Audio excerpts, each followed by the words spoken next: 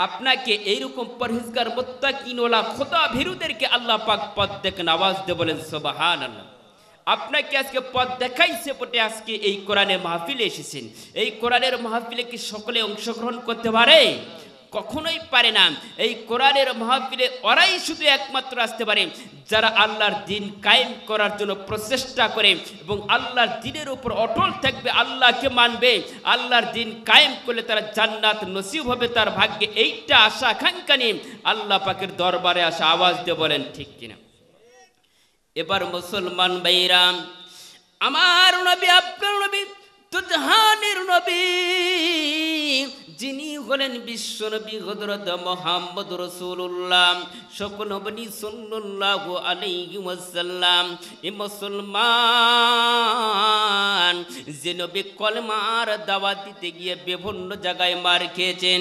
এবার একটা যুদ্ধের ভিতরে, এই যুদ্ধের ভিতরে কাদিসিয়ার যুদ্ধের ময়দানে অংশগ্রহণ করার জন্য সকল মানুষগুলো টাকা পয়সা ইত্যাদি দান খয়রাত করতে শুরু করলো। এই মুসলমান ওই যুদ্ধের জন্য এক নয় দুই নয় মানুষ শত শত টাকা পয়সা তাদেরকে দিতে শুরু করলো, আরম্ভ করলো। এবার নবীজি সকল মানুষদেরকে ডাক দিতে আরম্ভ করলো। সাহাবায়ে কেরামরা যখন একত্রিত হলাম, এবার একত্রিত হওয়ার পর এই কাদিসিয়ার যুদ্ধের ময়দানে মানুষ হাজার হাজার টাকা পয়সা দিতে আরম্ভ করলাম। মেয়েরা পর্যন্ত নাকের ফুল কেউ দিতে শুরু করলো, স্বর্ণ অলংকার বিভিন্ন টাকা পয়সা দিতে আরম্ভ করলাম। এবার মুসলমান একজন মহিলা, এই মহিলার কাছে কোনো টাকা নাই, কোনো পয়সা নাই, কিছু নাই, আর্থিক অবস্থা এমন কিছু নিজের ক্ষুধার্ত অবস্থা রয়েছে। এই মহিলাটা চিন্তা করলো, হাই রে, সকলে রসুলের কাছে টাকা জমা দিতে আরম্ভ করলাম এই যুদ্ধের জন্য, সকলে অংশগ্রহণ করে। আমি মা হইয়া আল্লাহর দিন কায়েম করার জন্য আমি আজকে টাকা পাইলাম না, আজকে আমি কোনো পয়সা পাইলাম না, কিভাবে আমি দান করব? যদি আমার কাছে টাকা থাকতো, পয়সা থাকতো, আমি দান করতাম। এইবারে মা জননী আল্লাহর কাছে তাওয়াক্কুল করে, আল্লাহ আমার কলিজার তিনটা সন্তান রয়েছে, আল্লাহ আমি ওয়াকফ করে দিলাম, আমি ওই জিহাদের জন্য আমার তিনটা সন্তানদেরকে পাঠাই দেব। আওয়াজ দিয়ে বলেন সুবহানাল্লাহ। এবার মুসলমান ভাইরা, খুব করুণ ইতিহাস, জীবনে বহু ওয়াজ শুনেছেন, এই ওয়াজটা একটু শুনবেন। কিতাব প্রমাণ করেছে ভাইজান, আমার মুসলমান ভাইরা, বন্ধুরে, এ সনকা এলাকার মা বাপ ভাইরা খুব খেয়াল করে শুনবেন। এইবার এই মা জননী আল্লাহর কাছে তাওয়াক্কুল করে, আল্লাহ আমি কি ওই জিহাদের সওয়াব আমি আল্লাহ আমি কি নিতে পারবো না? বলেন তো আল্লাহ পাক যে বান্দা বান্দিকে পছন্দ করে ওই বান্দাই আল্লাহর হয়ে যায়। আওয়াজ দিয়ে বলেন সুবহানাল্লাহ। এবার এই জননী পাম চিন্তা ভাবনা করলো, হাইরে আমার কোনো টাকা নাই, পয়সা নাই, আমি কেমনে এই জিহাদের জন্য টাকা দান করব, পয়সা দান করব? আমার কাছে এরকম কোনো টাকা নাই, সামর্থ্য নাই, কি দান করব? আল্লাহর কাছে তাওয়াক্কুল করে, আল্লাহ আবার তিনটা সন্তানকে আমি জিহাদের ময়দানে দিতে চাই, দিয়ে দিব। এইবার তিনটা সন্তানদেরকে যখন ডাক দেওয়া হলো, তিনজনকে বলে মা, এই মা জননী তিনটা সন্তানকে বলল, বাবা রে, আমি তোমাদেরকে জিহাদের ময়দানে পাঠানোর জন্য প্রচেষ্টা করতেছি এবং তাওয়াক্কুল করেছি আল্লাহর কাছে। এবার সন্তানেরা বলে, মা জিহাদের জন্য টাকা দিতে পারলা না, এতে কোনো আমাদের এখতিয়ার নাই, কোনো আপত্তি নাই, তবে ইসলামের জন্য জীবন দিব, রসুলের সঙ্গে জিহাদ করব। যে রসুল ইসলামের জন্য এত কষ্টকর করতেছে, আমরা ওই রসুলের সাহাবায়ে কেরাম হইয়া আমরাও জীবন দিব। আওয়াজ দিয়ে বলেন সুবহানাল্লাহ। এবার তিনজন মা, এই মার তিনজন মাত্র সন্তান বলতেছে, মারে তুমি যখন পাঠাই দিবা আমার কোনো আপত্তি নাই, তবে আমি এখন ইসলামের জন্য জীবন দিব। মা তুমি আল্লাহর কাছে দোয়া করো। আল্লাহর কাছে দোয়া করছে, আল্লাহ তাদের দোয়া কবুল করেছেন। আওয়াজ দিয়ে বলেন সুবহানাল্লাহ। এবার তিনটে সন্তান ইসলামের জন্য জীবন দেওয়ার জন্য প্রস্তুত হয়ে গেল। কাফের বেঈমানের সঙ্গে জিহাদ করার জন্য, তারা আন্দোলন করার জন্য মাঠে নেমেছে। এবার তারা সন্তানেরা যেতে আরম্ভ করলো।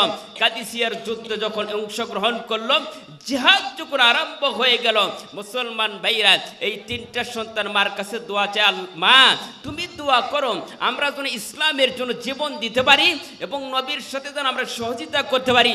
মা তুমি এইটা দোয়া করবা, আমরা কাফের বেঈমানদেরকে নিঃস্ব করে, ওদেরকে ধ্বংস করে আমরা যেন ইসলামের রাজ কায়েম করতে পারি। এর জন্য ইসলামের জন্য যারা প্রস্তুত রয়েছে, আল্লাহর কাছে বলেন যারা এখনো পর্যন্ত ইসলাম থেকে বিরতি থাকেন, ইসলাম মানেন না, দয়া করে আমি বলতেছি যারা কোরআন হাদিস মানবেন না, আল্লাহর দিন মানবে না, ওরা আল্লাহর জান্নাতে সুগ্রাণ পাবেন। আওয়াজ দিয়ে বলেন ঠিক কিনা? মায়ে কি বলল? এইবার মা বলতেছে, বাবা রে যাও যাও আমি দোয়া করে দিলাম। এবার মা দোয়া আল্লাহর কাছে তাওয়াক্কুল করে, আল্লাহ আমার তিনটা সন্তানকে আমি পাঠিয়ে দিলাম। এই তিনটা সন্তান যখন অংশগ্রহণ করলাম, এবার জিহাদের ময়দানে কাফের বেঈমানদেরকে ধ্বংস করতে আরম্ভ করলাম। এবার মুসলমান একজন আনসারী সাহাবী বাড়ির দিকে রওনা হইতেছিল জিহাদের ময়দান থেকে। এইবার মা জননী তিনটা সন্তানের জন্য রাস্তায় দাঁড়ায় রয়েছে। এবারে আনসারী সাহাবীকে বলো, সাহাবী বলো বলো আমার তিনটা সন্তানকে আমি পাঠিয়ে দিয়েছি জিহাদের জন্য, বলে এই তিনটা সন্তান কি অংশগ্রহণ করেছি কিনা, জীবন দিয়েছি কিনা। এইবার এই মা জননী বলতেছে, বাবা রে আমার তিনটা সন্তানকে পাঠিয়ে দিলাম ইসলামের জন্য, জিহাদ করার জন্য। এবার মুসলমান এই জিহাদ করার জন্য তিনটা সন্তান যাওয়ার পরে প্রথম সন্তান যখন ইসলামের জন্য জীবন দিল, শহীদ হয়ে গেল। আল্লাহ পাক বলেন ওই শহীদের মর্যাদা আমি আল্লাহ কিয়ামতের ময়দানে বাড়াইয়া দিব। শুধু একজন নয়, দুইজন নয়, আল্লাহ পাক অর্ডার করবেন, হুকুম করবেন, যারা শহীদ হবে ওদের জন্য আল্লাহ পাক 70 জন ব্যক্তিকে জান্নাতে নিয়ে যাওয়ার পর্যন্ত আল্লাহ পাকের অর্ডার হয়ে যাবে। আওয়াজ দিয়ে বলেন সুবহানাল্লাহ। সেই নবীর সঙ্গে আমাদের মহব্বত থাকতে হবে কিনা? ধরা দিও দাউনা ধরা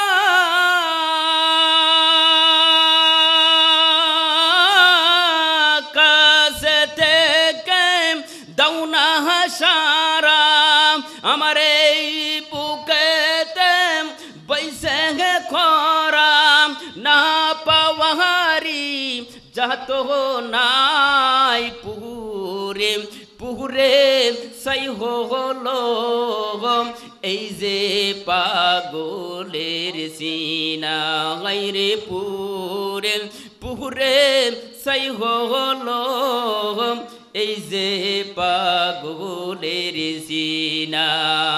মৌলার ইশকে আগুন জ্বলে, মৌলার ইশকে আগুন জ্বলে, নিবাইলে যে নিবে নাই পুরে পুরে সাই হলো এই যে পাগলের সিনা। আরে পুরে পুরে সাই হলো এই যে পাগলের সিনা।